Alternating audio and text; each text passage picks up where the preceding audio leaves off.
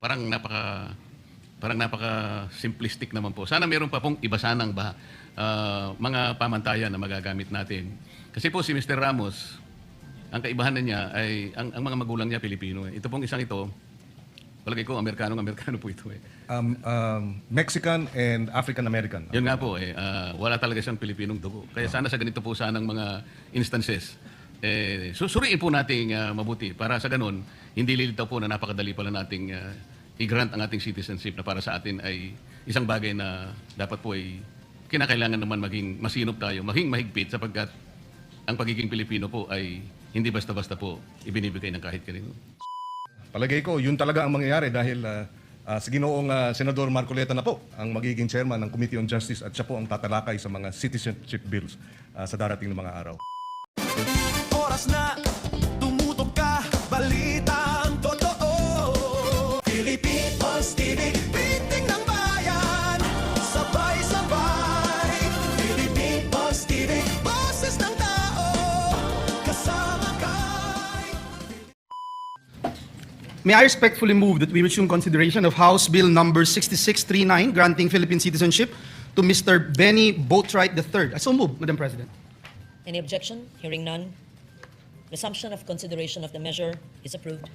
Madam President, the parliamentary status of the measure is that this has been sponsored on the floor, and I move to open the period of interpellation. And may we recognize the distinguished sponsor, Senator Francis KIKO Pangilinan, to sponsor the measure and this representation to ask some questions, Madam President.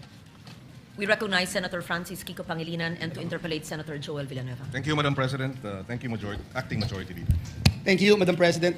Distinguished colleague, the chairperson of the Senate Committee on the former chairperson of the Senate Committee on Justice. The former, yes. The former. Yeah, may I be allowed to ask some clarificatory questions, some policy questions from this representation, Madam President? Willingly to the basketball star of the UST Golden Tigers.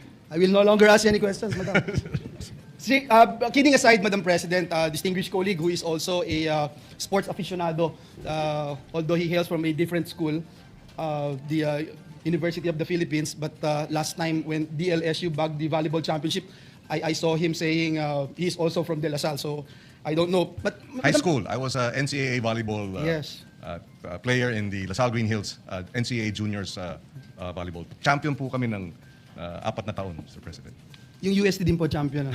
Forfeit sa UAAP, Mr. President. But kidding aside, Madam President, and just to go straight to the point, I'd like to point out some policy questions here, Madam President. In fact, I have been a supporter of this kind of measure. In fact, this representation filed and sponsored the naturalization of Justin Brownlee. I know for a fact, Madam President, the importance of being competitive, especially in the international leagues. May I ask, Madam President, if the sponsor would agree with this representation that indeed legislative naturalization for athletes must remain an exceptional policy measure and not become a routine mechanism for strengthening the national team? We agree, Mr. President, that it should be taken more as an exception rather than the rule, Mr. President. In exceptional cases, the legislative naturalization may be, or ought to be, or can be resorted to by the Senate, by Congress, Mr. President. Thank you for that, Madam President. And if I may also, and the distinguished sponsor could correct this representation if I'm wrong, because under the FIBA rules or FIBA regulations, countries are generally limited to only one naturalized player in official competitions, indicating, Mr. President, Madam President, that even international basketball rules contemplate naturalization as a narrow exemption rather than the foundation of a certain national team. That is correct, Mr. President. Our SBP resource person confirms that, Mr. President. Mr. President, Madam President, Congress has recently seen an increasing number of legislative naturalization requests. Marami na po tayong nakita dito sa bulwagan na ito na kasama involving different players, no, basketball o ibang larangan ng palakasan. Would the sponsor agree with this representation that Congress must now examine whether the frequency of these requests remains consistent with the exceptional character of legislative naturalization? We are more than willing, Mr. President, and we agree that this should be more the exception rather than the rule. We do have to likewise place on record, Mr. President, that while the FIBA limits its naturalization of players to one. This is not the case, for example, for the Asian Games, where the Asian Games Organizing Committee allows for 3 naturalized players with at least 3 years residence. So, while on the one hand you have FIBA limiting it to 1, we find ourselves in the arena wherein the competition, as among other basketball teams in the region, or at least in the Asian Games, wherein they have 3 naturalized players. And therefore, in that case, then we must look at how we can address the ability of our team to compete in such a setup or a scenario, Mr. President. I agree, Madam President, distinguished colleague, and I know for a fact, as a basketball aficionado, this representation represented the country twice in international competition, although not too many people would believe me, but you can Google it. We believe it, Mr. President. Senator Bam believes, Mr. President. But let me point out, Madam President, the complication of having a lot of players. So maybe let me ask this question: how does Samahang Basketball or Samahang Basketball Pilipinas (SBP) would look into this? Paano po napipili yung mga individuals? Paano nilang na-scout at sasabihin nilang, uy, ikaw potential ka to actually represent our country in international competitions? Yes, Mr. President. We are informed that it is the coach of our Philippine team, basketball teams, that do the scouting. And there are several criteria, but currently, given the competition that we are facing, the stiff competition that we are facing, a key component, apart from, of course, the willingness to embrace Filipino citizenship and the attendant interest in becoming Filipino, would be the height, for example. That's why Mr. Boatwright is 6'11", 6'10". So that is one consideration, Mr. President, given what we're facing in terms of other basketball teams in the region, Mr. President. The Senate President thought that he is 6'7", so it's 6'10". The height is 6'10". 6'10", Mr. Yeah, President. Mr. President, I have no problems with the gentleman, the nominee, Mr. Benny Boatwright. I have seen him play several times in the professional basketball. It's just that unfortunately he actually had an Achilles tear, if I'm not mistaken, like a year ago. So that is also my concern. Like, of course, when you look at the pool right now, and I think the gentleman, the distinguished sponsor would agree with this representation, that FIBA recognizes players that acquire their nation's passport before they turn 16 years old as locals. But again, under FIBA international regulations, Book 3, Article 3-21, there is a clause that allows players to still qualify if they have continuously resided in a country for at least 10 years before their 16th birthday. So my point here, Madam President, is that indeed our teams, for example, in this particular case, our Gilas, should really prepare long-term preparation when these issues would come in. For instance, Madam President, and I really feel bad that it took so long for us in Congress to pass that citizenship of Justin Brownlee. And I'm not sure how old he is right now, but I think he has been waiting for about 4 or 5 years before he became a naturalized Filipino, and that's the only time that he represented our country. So again, would the sponsor agree that these rules, as mentioned by this representation, significantly affect long-term roster planning for Gilas Pilipinas? Because, for example, Mr. President, as a basketball aficionado, and I think a lot of us here in this August chamber would agree with me, we have, for example, and we have acquired the services of Jordan Clarkson. We have Filipinos right now playing in the semifinals of the NBA. You have Dylan Harper, half Filipino, from the San Antonio Spurs. We have Jared McCain from the Oklahoma Thunder. So, are we at all entertaining the idea of securing their services to represent our country?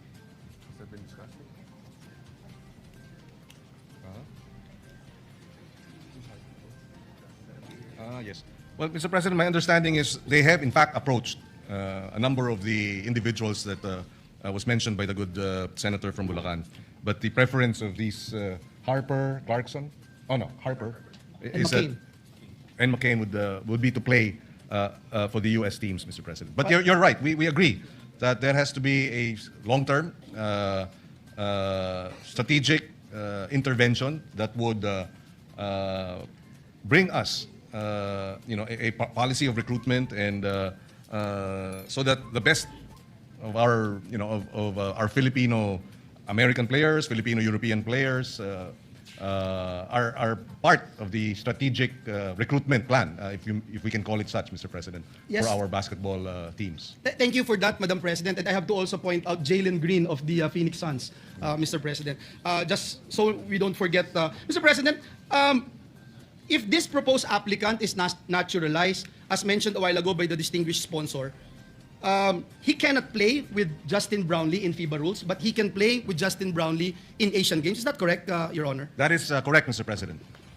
Thank you for that. Again, I was just told that Justin Brownlee now is 38 years old. And that is why yeah. he is not a spring chicken compared to his other teammates, Mr. President. But I would attest, Mr. President, that if I am to choose the best ever naturalized Filipino citizen to play for our country, it would be Justin Brownlee. And I think a lot of people would agree with me. I agree with you, Mr. President. With regards to his performance. Mr. President, just not to belabor the matter, I just have two more questions. Considering that the Philippines already has existing naturalized players, ano po yung specific rationale for seeking naturalization of another basketball player to the point na do we need at least 3, for instance, if you talk about Asian rules? Or how long do we, or how many times do we need to do this, Mr. President? Just to set our policy straight, Mr. President. Yes, Mr. President. Currently, we have 6 players, Mr. President, naturalized basketball players granted Philippine citizenship. Indonesia, for example, based on the data given us, has 5. Lebanon has 5, and Japan has 12. So this gives us a sense of the competition out there in terms of naturalized players of their respective countries mentioned. And that's why we do have this pool of players. There are several considerations. For example, some of them are better suited with respect to other players in another team. So the chemistry will be different for each player, and therefore a pool of players will then give our coaches more flexibility and leeway in terms of being able to put together a strong team, Mr. President. And it's not a policy that we're only looking after these players with the enormous height advantage. Is that correct, Your Honor? Or that is the main goal? That is a consideration, Mr. President, but of course the ability to gel, the attitude, the character. In fact, when we were hearing this measure on Benny Boatwright, his coach mentioned that among many or almost a significant number of the imports that he has worked with, walang sakit ng ulo na binibigay itong si Benny Boatwright. He is in that sense very manageable and very disciplined, and does not give them any headaches, Mr. President. Coachable. Coachable. Ika nga, Madam President. And I've seen him, Mr. President, no? And that's why I keep on saying I have no objection of him being naturalized. I'm just trying to do my best to set the stage specifically when it comes to our policies, Mr. President. And as the sponsor made mention a while ago, ang pinaka-importante yung attitude and character. There were rumors before that there are some athletes, I'm not sure if it's in the world of basketball or other sports, na pagkatapos pong makuha yung citizenship, aalis na ng bansa at dun sa ibang bansa nahuli or nagkaroon ng mga kaso, etc. Mr. President, yung huling tanong ko po, meron po bang parte dito sa panukalang batas na ito na nagsasabing hindi po pwede na i-take for granted lamang yung citizenship na pagiging isang Pilipino, kung hindi dapat maging embrace din niya yung ating karakter bilang isang tunay na Pilipino na law-abiding citizen at sinasalamin niya yung karakter ng isang Filipino citizen, Mr. President. Yes, Mr. President, we made this clear during the hearings. In fact, Senator Jinggoy Estrada was there asking Mr. Boatwright about his intentions regarding residing in the Philippines. And therefore, yes, there has to be that commitment. This is his second time to come back. He has already played for the San Miguel Beermen in the PBA, and this is his second season. And therefore, we agree that there has to be not simply a commitment to play basketball for the country, but to embrace, to represent our flag means to embrace what it is to be Filipino. And in the questions that we raised, we were convinced, Mr. President, that Mr. Ramos, who is the wrestling, how do you call it, wonder kid in the US, and Mr. Boatwright qualify in terms of their desire to embrace Filipino culture and become citizens of the country. Thank you very much, Madam President. That would be all. My high school coach, Francis Chua, already texted me to stop asking questions. But I would just like to put on record that for me, it is important that we lay down our policy with regard to naturalization, Madam President. And I thank the gentleman, Senator Kiko Pangilinan, for answering my questions. Thank you. And that would be all. Thank you. And we thank the good gentleman from Bulacan, and we agree with him, Mr. President, that the policy has to be clear-cut and that it should not be arbitrary and whimsical and just for the sake of bringing in citizens, naturalized citizens for the heck of it, Mr. President. There has to be a clear-cut policy on this, and we appreciate the questions raised by the good senator. Thank you, Madam President. Thank you, Senator Pangilinan. Madam President, there being no other reservation for interpellation. Thank you, Senator. Majority Leader, I see Senator Dante Marcoleta. What is your pleasure, Senator Dante? Madam President, I ask the sponsor if he is willing to take a few questions. We recognize Senator Dante Marcoleta. Willingly, Mr. President, for to our interpellations. Kabalen from Pampanga and Tarlac. Salamat po, Madam President. It's still about policy, Madam President. The bill on Benji Boatwright, of course, originated from the House of Representatives based on Article 6, Section 24, it being a private bill. And I believe that the counterpart bill is not different from the wordings of the That is House. correct, Mr. President. The authors in the Senate will be the Senate President, Alan Cayetano, Senator Pia Cayetano, and Senator Bongo, Mr. President.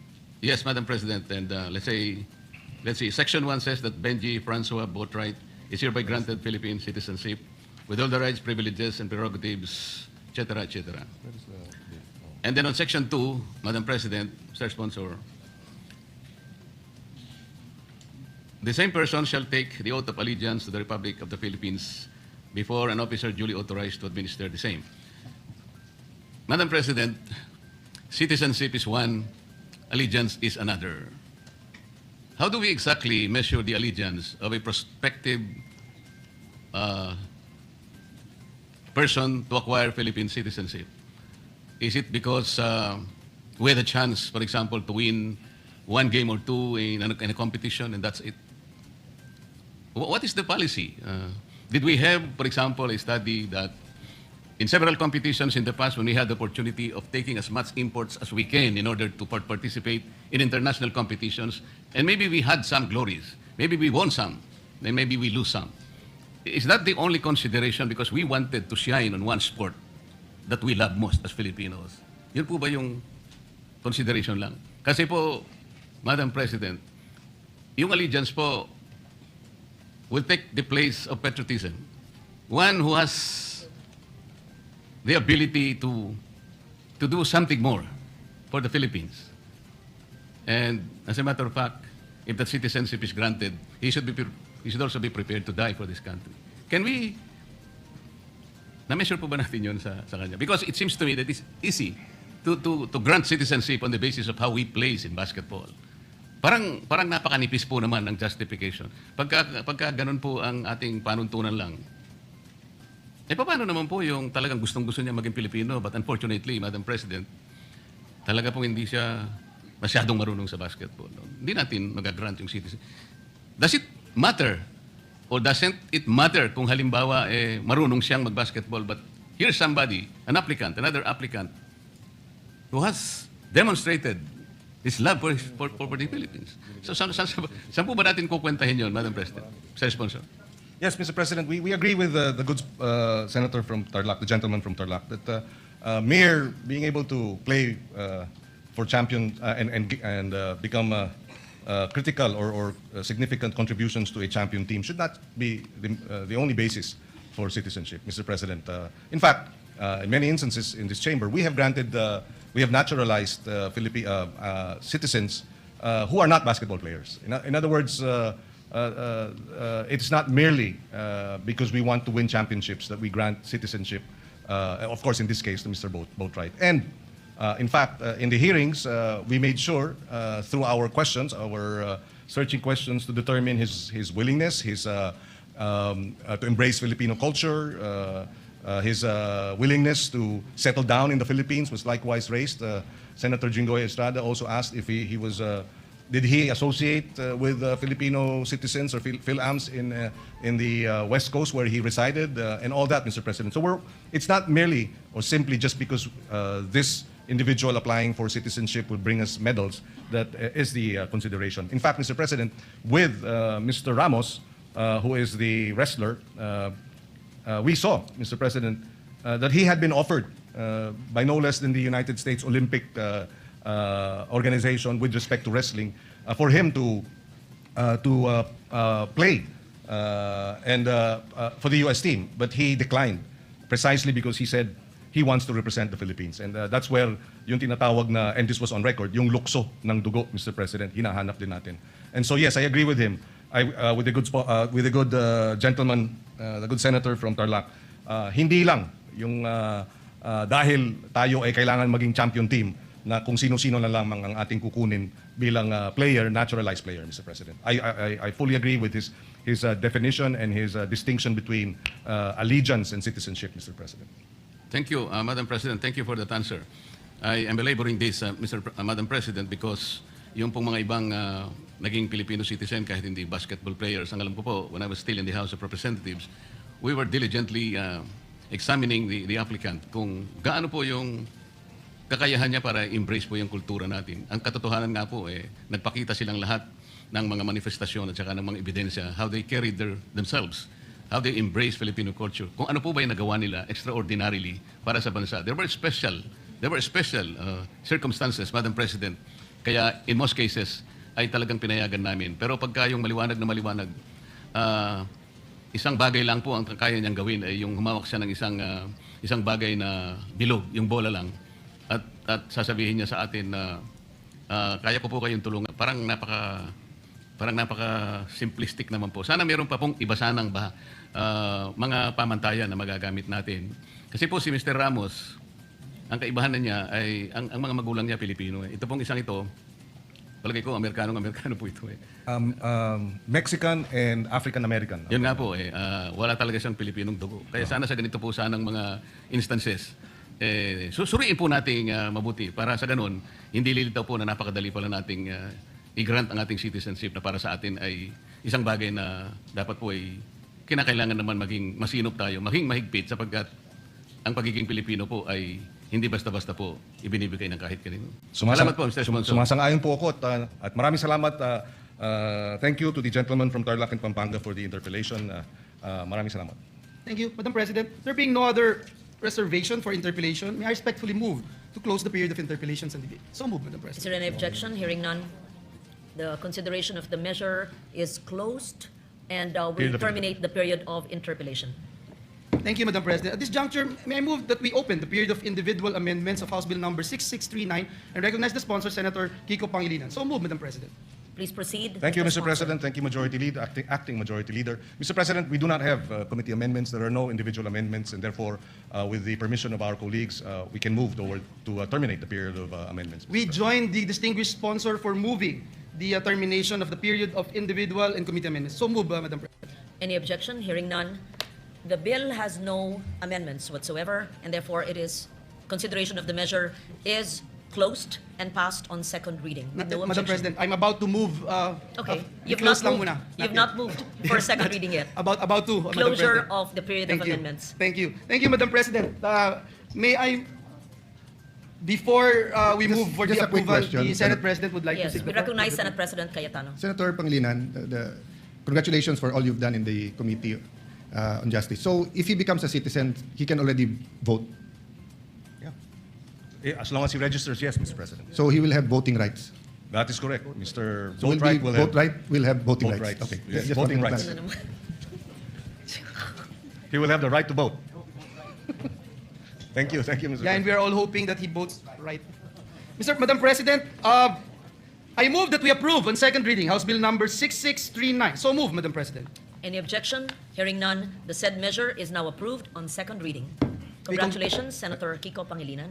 And Madam President, some of our colleagues wanted to be co-author of this measure. Let me put that Would you into the like to record, read them Mr. into the President. record, please? Yes, Madam President. Who are these co-authors? Everyone present, Madam Everyone President? present to be made co-authors of the said measure. Thank you. Co-sponsor, Madam President. Co-sponsor Yes. or co-author or both? Co-sponsor because To co-sponsor the measure, yes. Let it be, let Placed in the everyone record. present here today Yes. be made co-sponsors of the said measure. Thank you, Madam President. Madam President, I move that we suspend consideration of House Bill number 6639. So move, Madam President. No objection, hearing none. Consideration of the measure is hereby suspended. Thank May you, I Madam ask for a President. minute suspension, Madam President? Session suspended. Thanks.